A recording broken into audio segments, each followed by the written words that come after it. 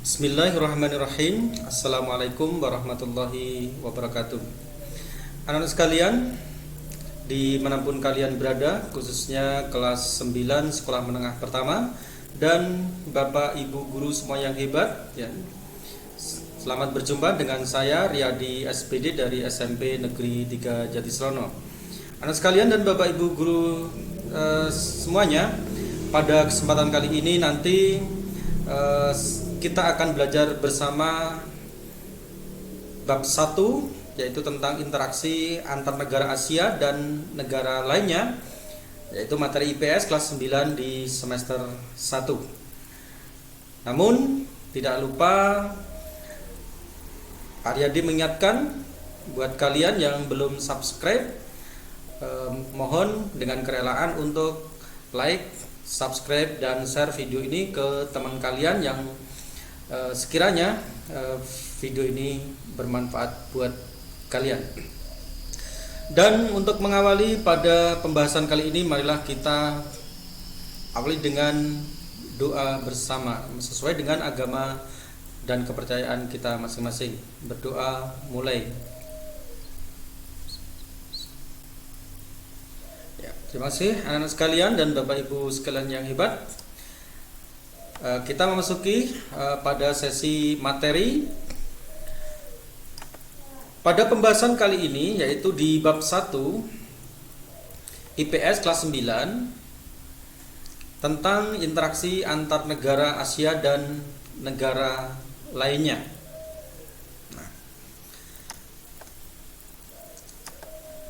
Adapun tujuan yang hendak kita capai di dalam pembelajaran ini adalah, yang pertama, diharapkan kalian dapat menjelaskan tentang benua. Kemudian yang kedua, kalian diharapkan dapat menjelaskan letak benua. Yang ketiga, diharapkan kalian dapat menjelaskan karakteristik benua Asia. Dan yang keempat merupakan tujuan pembentukan karakter. Diharapkan anak sekalian menjadi siswa yang lebih religius, mandiri, jujur, dan disiplin. Selanjutnya anak sekalian, marilah kita kupas dan kita pelajari bersama satu demi satu. Yang pertama adalah pengertian benua. Benua adalah daratan yang sangat luas yang dikelilingi oleh laut atau samudra. Dan di bagian tengahnya, ya ini ciri pokoknya ini ya, di bagian tengahnya ini tidak dipengaruhi oleh iklim laut ataupun angin laut. Berikutnya kita masuki periodisasi pembentukan benua. Anak sekalian, menurut Alfred Wegener, pada awal mula daratan di dunia ini merupakan satu daratan yang sangat luas, yang oleh Wegener ini dinamai dengan Pangea ya. Sehingga Pangea menurut Wegener adalah satu daratan yang sangat luas atau maha luas ya. Periodisasi Pangea ini terjadi sekitar 250 juta tahun yang lalu ya. Kemudian menurut Wegener, Pangea ini pecah menjadi dua. Pecahan yang pertama adalah Laurasia, ini berada di belahan utara, sementara Gondwana ini pecahan yang berada di bagian selatan. Periode ini terjadi pada masa Triasik, yaitu sekitar 200 juta tahun yang lalu. Nah, anak sekalian, untuk mempermudah kalian dalam mengingat ya, Laurasia ini bagian utara dan Gondwana ini bagian selatan, kita tandai dengan huruf U ya, di mana Laurasia ada huruf U, sementara utara juga ada huruf U, di mana huruf U ini tidak dimiliki oleh Gondwana dan selatan. Sementara untuk mengingat Gondwana ini adalah bagian selatan atau daratan bagian selatan, maka ini kita menggunakan huruf N ya, dan juga selatan ada huruf N, sama-sama punya huruf N. Sementara huruf N ini tidak dimiliki oleh Laurasia dan utara. Ini terjadi pada masa Triasik. Anda perhatikan anak sekalian, ini dari Pangea ya, pecah menjadi beberapa bagian ya. Dan terutama ini pada masa Triasik ini menjadi dua bagian utama atau bagian besar, yaitu Laurasia dan Gondwana. Lanjut, periode yang ketiga anak sekalian dan periode yang keempat. Untuk periode yang ketiga adalah periode Jurasik gitu. Periode Jurasik kita perhatikan ya, Gondwana dan Laurasia ini semakin pecah dan saling menjauh gitu ya. Nah, ini terjadi sekitar 145 juta tahun yang lalu. Nah, dan periode yang keempat ya, yaitu periode Kretasius ya, ini terjadi sekitar 65 juta tahun yang lalu ya. Kita perhatikan daratannya semakin menjauh gitu ya. Berikutnya adalah periode terakhir. Kenampakan benua itu sudah sesuai yang kita lihat di buku-buku atlas ya, atau di gambar peta yang kita lihat. Nah, anak sekalian, perhatikan daratan ya, itu sudah pecah dan semakin menjauh satu sama lain ya. Ini adalah kenampakan benua saat ini ya. Dan yang perlu kita ketahui bersama anak sekalian, menurut pendapat para ahli geologi ini mengatakan bahwa daratan ini selalu mengalami pergeseran ya, sampai saat ini ya. Jadi dalam satu tahun ini terjadi pergeseran sekian mili, mungkin juga senti ya. Nah, berikutnya anak sekalian, kita masuki pembahasan mengenal nama-nama benua dan juga letaknya. Untuk benua itu ada berapa jumlahnya dan namanya apa saja. Dari buku satu dan buku yang lain ini berbeda-beda anak sekalian ya. Nah, kalau pada kesempatan kali ini Pak Riyadi menyampaikan 7 benua ya. Dan benua yang Pak Riyadi sampaikan ini sudah Pak Riyadi urutkan dari benua yang terbesar atau terluas sampai benua yang terkecil ya. Kita lihat satu persatu benua Asia kira-kira yang mana ya. Untuk benua Asia ini ternyata adalah yang berwarna biru anak sekalian, dengan luas 43 juta ya, 998.920 km persegi. Kemudian berikutnya adalah benua Afrika. Benua Afrika ini menempati urutan kedua luasnya ya, dengan luas 30.295.000 km persegi. Dan yang menempati urutan ketiga adalah benua Amerika Utara ya, ini 24.710.000 km persegi.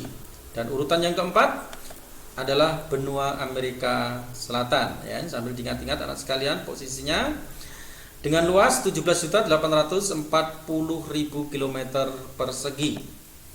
Kemudian benua Antartika ya, benua Antartika ini dengan luas 14.200.000 km persegi menempati urutan 5. Yang perlu Anda tahu anak sekalian, benua Antartika ini adalah benua di kutub selatan ya, yang kurang lebih 80%-nya ini tertutup oleh es gitu ya. Berikutnya urutan yang keenam itu adalah benua Eropa dengan luas 10.180.000 km persegi. Dan benua yang terkecil yaitu benua yang ketujuh, yaitu benua Australia dengan luas 8.600.000 km persegi. Nah, berikutnya anak sekalian, mari kita bahas satu persatu dari masing-masing benua. Dan pada pembahasan kali ini nanti Pak Riyadi akan membatasi satu benua terlebih dahulu, yaitu benua Asia. Dan dalam pembahasan benua Asia ini pun juga Pak Riyadi akan membatasi beberapa masalah saja, yaitu yang pertama nanti kita akan bahas batas dan letak benua Asia, kemudian bentang alam benua Asia, iklim benua Asia, dan penduduk benua Asia. Yuk anak sekalian, satu persatu kita pelajari bersama. Nah, yang pertama adalah letak, batas, dan luas benua Asia. Perhatikan benua Asia, masih ingat, yaitu yang berwarna biru. Yang pertama kita akan ketahui ya, letak geografis benua Asia. Anak sekalian, ini adalah kenampakan dari benua Asia. Secara geografis sekalian, benua Asia ini terletak di antara 3 benua, yaitu Anda perhatikan, yaitu benua Eropa, kemudian benua Afrika, dan benua Australia. Ya, jadi anak sekalian bisa mengatakan secara geografis benua Asia terletak di antara benua Eropa, Afrika, dan Australia. Namun juga anak sekalian bisa juga mengatakan bahwa secara geografis Asia terletak di antara 3 samudra, yaitu Samudra Arktik, Samudra Pasifik, dan Samudra Hindia. Nah, kemudian kita masuki letak astronomi. Ya. Perhatikan anak sekalian, untuk mengatur letak astronomi kita harus juga mengetahui garis bujur yang tegak dan garis lintang yang mendatar. Ini yang pada di gambar ini adalah garis bujur 0 derajat, yaitu garis meridian, dan garis 0 derajat lintang, yaitu garis khatulistiwa atau ekuator. Nah, secara astronomi anak sekalian, benua Asia ini terletak di antara 26 derajat bujur timur dan 170 derajat bujur timur. Perhatikan garis yang putus-putus ini, ya. 26 derajat bujur timur dan 170 derajat bujur timur. Mengapa bujur timur semuanya anak sekalian? Karena semuanya berada di sebelah kanan garis bujur 0 derajat, ya. Yang berada di sebelah kanan, maka ini ke sana, ini adalah timur, ya. Sementara yang berada di sebelah kiri ke sana, ini adalah barat. Nah, maka karena Asia berada di sini, ini 100% berada di bujur timur. Kemudian perhatikan lagi anak sekalian bahwa secara astronomi benua Asia ini juga terletak di antara 11 derajat lintang selatan dan 80 derajat lintang utara. Nah, mengapa ini lintang selatan anak sekalian? Karena yang membatasi utara dan selatan ini adalah garis lintang 0 derajat atau garis khatulistiwa. Yang berada di sebelah bawahnya ini adalah lintang selatan atau bagian selatan, belahan bumi selatan. Sementara yang ada di belahan atas ini adalah utara. Sehingga ini ditarik dari titik 0, ya, ke bawah ini selatan, ya, sampai 11. Ini batasnya, ya, 11. Sementara kalau ditarik ke atas ini adalah wilayah Asia, ini sampai pada batas 80 derajat lintang utara. Nah, jadi anak sekalian, secara astronomis kita bisa mengatakan bahwa Asia terletak di antara 26 derajat bujur timur dan 170 derajat bujur timur, serta terletak di antara 11 derajat lintang selatan dan 80 derajat lintang utara. Nah, berikutnya kita akan membahas batas benua Asia. Batas benua Asia di sebelah utara, anak sekalian, itu adalah Samudra Arktik, dan Samudra Arktik ini adalah samudra yang berada di kutub utara. Nah, jadi benua Asia berbatasan dengan Samudra Arktik. Kemudian sebelah selatannya ini adalah Samudra Hindia. Sementara untuk sebelah timur berbatasan dengan Samudra Pasifik, dan sebelah baratnya ini berbatasan dengan benua Eropa dan Laut Tengah. Demikian anak sekalian untuk batas benua Asia. Berikutnya luas benua Asia. Sudah kita ketahui bersama sebelumnya bahwa benua Asia ini merupakan benua terluas di antara benua yang ada, yaitu dengan luas kurang lebih 43.998.920 km persegi. Nah, luas benua Asia ini merupakan seperempat dari daratan dunia, ya, jadi seperempatnya sendiri, ya. Kalau dibandingkan dengan benua Eropa, benua Asia ini luasnya 4,5, ya, kali, ya, luas benua Eropa. Berikutnya kita akan membahas bentang alam benua Asia. Yang pertama adalah bentang alam pegunungan dan dataran tinggi. Untuk pegunungan yang terkenal di benua Asia yaitu pegunungan Himalaya, di mana di daratan pegunungan Himalaya ini terdapat gunung tertinggi, ya, yaitu Gunung Everest, puncak Everest, ya, yaitu dengan ketinggian 8.848 meter di atas permukaan air laut, di mana puncak Gunung Everest ini selalu diselimuti oleh salju abadi. Nah, berikutnya sekalian, dataran tinggi yang terdapat di benua Asia yaitu dataran tinggi Anatolia di daerah Turki, kemudian dataran tinggi Dakkan di India, dan yang ketiga adalah dataran tinggi di Semenanjung Arab. Ya. Berikutnya Danau Laut Mati dan Laut Kaspia. Danau Laut Mati, anak-anak sekalian, mengapa ini kok menggunakan kata danau dan laut? Ya, karena ada yang mengkategorikan danau, gitu ya. Karena salah satu perairan yang ada di darat itu diantaranya adalah danau. Ya. Namun ada yang mengkategorikan laut karena yang saking sangat luasnya, gitu ya. Ini Danau Laut Mati ini terdapat di Jordania. Danau Laut Mati ini jika dibandingkan dengan permukaan laut, ya, ini Danau Laut Mati ini permukaannya ini di bawah atau lebih bawah, ya, dibandingkan permukaan laut. Dan di bawahnya ini berapa? Yaitu 400 meter di bawah permukaan air laut. Mungkin karena ya di bawah permukaan air laut, gitu ya, ini menyebabkan kadar garam tinggi, gitu ya. Kemudian dampak atau efek dari kadar garam tinggi ini apa? Nah, ternyata anak sekalian, Danau Laut Mati ini karena kadar garamnya tinggi ini menyebabkan orang itu mudah mengapung di danau tersebut. Berikutnya adalah Danau Laut Kaspia. Danau Laut Kaspia ini merupakan danau yang terluas di dunia dengan luas kurang lebih 390.000 km persegi, ya, dengan lebar kurang lebih 420 km. Luar biasa ya anak sekalian. Anda perhatikan negara yang ada di sekitar Laut Kaspia ini, ya, Danau Laut Kaspia, yaitu Turkmenistan, kemudian di sini ada Iran, di sini ada Irak, gitu ya. Kemudian ini ada Uzbekistan, ya. Berikutnya sekalian, kita masuk ke laut yang ada di benua Asia, dan ini lautnya ini merupakan laut terluas di dunia. Adapun laut tersebut adalah Laut Cina Selatan, ya, Laut Cina Selatan. Dan berikutnya bentang alam sungai, ya.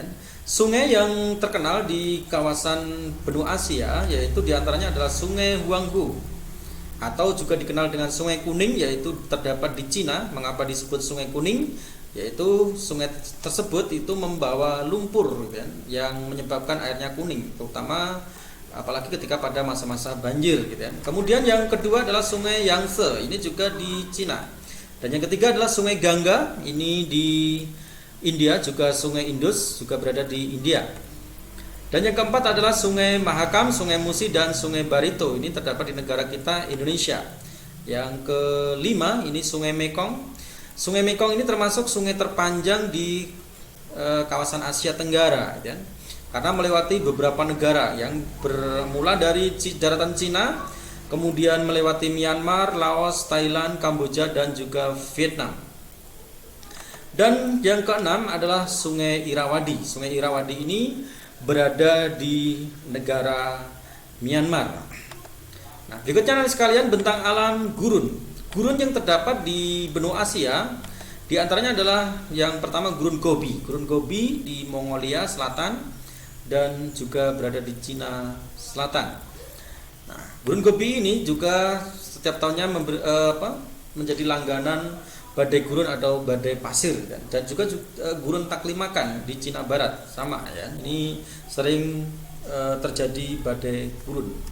Dan yang terakhir adalah gurun Arab ataupun juga gurun Sinai, ya, di daerah Timur Tengah, ya. Demikian sekalian untuk bentang alam di benua Asia. Berikutnya adalah iklim yang terdapat di benua Asia. Benua Asia yang demikian luasnya membentang dari utara sampai ke selatan ini berpengaruh terhadap macam-macam atau perbedaan iklim yang terjadi, ya. Yang pertama adalah iklim darat kutub, ya. Iklim darat kutub, ya, ini berada di boleh dibilang di daerah tengah, gitu, ya, yaitu meliputi wilayah Asia bagian utara, yaitu di daerah sekitar Siberia. Ciri iklim darat kutub ini adalah masa dinginnya ini lebih panjang, ya, sangat panjang, ya, dan masa panasnya ini sangat singkat, gitu. Dan ditandai dengan curah hujan yang sangat tinggi, kurang lebih 1066 mm dalam waktu setahun, ya. Di sekitar Sungai Amur yang disebabkan angin pasat tenggara dari Laut Jepang, ya. Nah, jadi curah hujan ini terjadi di sekitar Sungai Amur, ya. Berikutnya sekalian, iklim yang kedua adalah iklim gurun tropis. Iklim gurun tropis ini terjadi di daerah Asia Barat atau di daerah kawasan Timur Tengah, gitu ya, Asia bagian barat, gitu. Dan yang ketiga adalah iklim Mediterania. Iklim Mediterania ini meliputi wilayah sekitar Laut Tengah, gitu ya, atau Laut Mediteran. Yang mengalami, ya, iklim Mediterania ini diantaranya adalah negara Israel, kemudian Suriah, dan Iran bagian utara. Ciri iklim Mediterania ini adalah hujan ini banyak turun di masa dingin atau di musim dingin. Dan berikutnya adalah iklim kering. Iklim kering ini terjadi di daerah Gurun Arab. Ciri dari iklim kering ini adalah curah hujannya ini cukup rendah, sekitar 20 sampai 101 mm per tahunnya. Sementara bagian selatan dekat Oman ini sepanjang tahun hampir tidak mendapatkan curah hujan.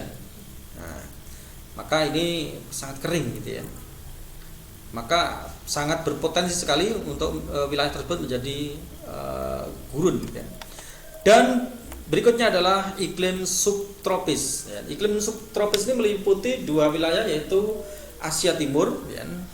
Nah, ini dipengaruhi oleh angin muson tenggara dari Samudra Pasifik dan mendatangkan hujan. Nah, kemudian wilayah yang kedua yang mengalami iklim subtropis ini adalah di kawasan Asia Tengah dan sekitar Gurun Gobi. Namun demikian curah hujannya relatif kecil.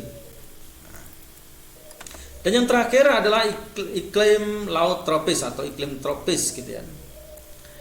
Iklim laut tropis ini terjadi di daerah kita terutama, yaitu di kawasan Asia Tenggara. Ciri dari iklim laut tropis ini adalah curah hujannya tinggi, ya, dan banyak terdapat hutan hujan tropis, gitu ya.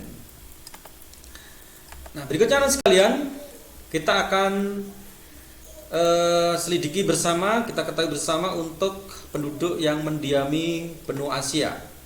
Nah, anak sekalian, yang perlu Anda ketahui bahwa ternyata di benua Asia ini dihuni oleh 61% penduduk dunia. Atau dengan kata lain, 61% penduduk dunia ini mendiami atau menduduki benua Asia. Dengan kata lain, benua Asia merupakan benua yang terpadat atau terbanyak penduduknya. Dan penduduk yang mendiami benua Asia ini dikelompokkan menjadi 4 ras atau suku. Yang pertama adalah ras Mongoloid. Ini mendiami kawasan Asia Timur dan Asia Tenggara. Untuk mudah mengingatnya, anak sekalian, Pak Yadi buatkan singkatan Muateng. Muati itu adalah Mongoloid, gitu ya, Asia Timur. Muateng itu adalah Mongoloid, Asia Tenggara. Dan yang kedua adalah ras Kaukasoid. Ini di daerah kawasan Asia Selatan bagian utara, ya, Asia Selatan tapi bagian utara. Ini Pak Yadi buatkan singkatan Kasbau. Kas ini adalah Kaukasoid, Asia Selatan bagian utara. Dan yang ketiga adalah ras Eropid. Ras Eropid menempati atau mendiami sekitar kawasan Asia Utara dan Asia Tengah. Kita buat singkatan dengan Eau Ateng. Eau adalah Eropid, Au adalah Asia Utara, dan Ateng adalah Asia Tengah. Dan yang keempat adalah ras Negroid. Ras Negroid ini mendiami Asia Selatan bagian selatan dan Indonesia bagian timur. Nah, ini kita buat singkatan Neas Intim. Negroid Asia Selatan, Intim Indonesia Timur. Dan ada yang perlu anak sekalian ketahui, bahwa Asia ini gitu ya, menjadi tempat lahirnya agama besar di dunia gitu ya. Terutama adalah agama Islam, agama Buddha, Hindu, Kristen, dan Konghucu. Nah, ini agama-agama ini lahir di atau muncul di benua Asia. Berikutnya anak sekalian, kita akan membahas pembagian kawasan di benua Asia. Untuk benua Asia ini ya, dibagi menjadi 5 kawasan. Kawasan yang pertama adalah kawasan Asia Barat. Perhatikan daerah yang berkedip. Nah, ini meliputi Arab Saudi, Yordan, kemudian Suriah, Israel, Irak, Iran, Afghanistan, Kuwait, Bahrain, Qatar, Yaman, Oman, Palestina, Turki, dan Lebanon. Nah, Pak Riyadi sudah buatkan singkatan untuk mempermudah anak-anak sekalian dalam menghafal dan mengingatnya, yaitu Ayusur, 3I, Afgan, Kuat, Bako, Yaum, Paturli. Ayusur ya. Arab Saudi, kemudian Yordania, Suriah, 3 itu Israel, Irak, Iran, kemudian Afgan itu Afghanistan, Kuat itu maksudnya Kuwait, kemudian Bako, Bahrain, Qatar, Yaum, kemudian Yaman, Oman, Paturli adalah Palestina, Turki, dan Lebanon. Kemudian kawasan yang kedua, anak sekalian, itu adalah Asia Selatan, meliputi ya, India, Pakistan, Sri Lanka, Bangladesh, Nepal, Bhutan, dan Maladewa. Perhatikan kawasan yang berkedip, ini adalah kawasan Asia Selatan. Negaranya kita singkat dengan Dia, Pakislanka, Bangne, Budewa. Dia itu India, Pakistan, Lanka Sri Lanka, Bangladesh, Nepal, Budewa, Bunya Bhutan, dan dewanya adalah Maladewa. Nah, berikutnya kita masuki wilayah Asia Tengah. Perhatikan daerah yang berkedip.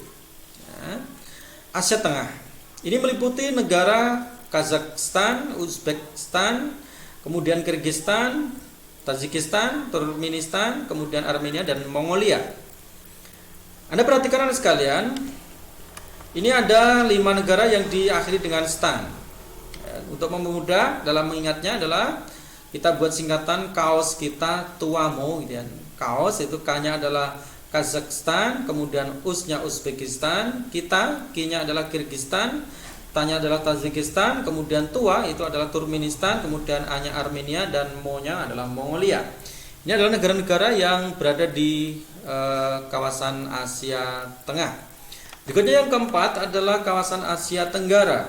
Asia Tenggara diantaranya adalah Indonesia, Filipina, Malaysia, Singapura, Thailand, Kamboja, Myanmar, Laos, Vietnam, Brunei Darussalam, dan Timor Leste.